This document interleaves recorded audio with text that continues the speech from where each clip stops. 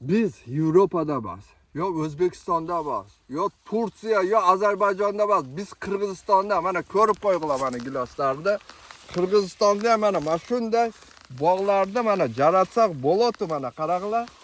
Havasga mana qaranglar. Mana Lyoboy shoxini top.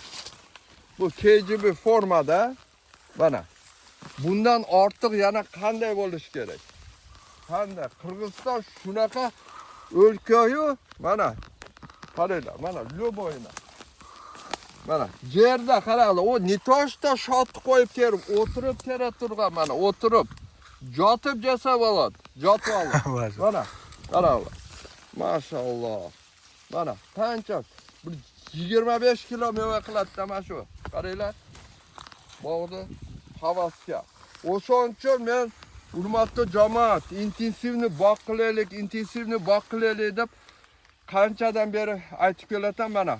Bizda 8 ga 8, 10 ga 10 ekib olishadi, meva yo'q, 15 yil, 20 yil kutib yurishadi.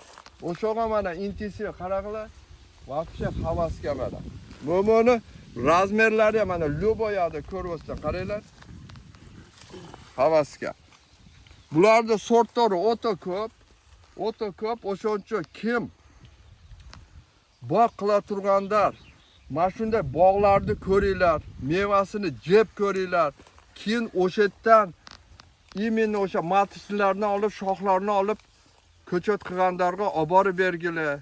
Ili o'zlaring qilinglar, o'shanday qilib bog' qilinglar. Hozir manu sort deb maqtaganlar o'ta ko'p. No olib kelib ekib, mevaga kirganda almashtirib olganlar ham ko'p, julib tashlaganlar ham ko'p.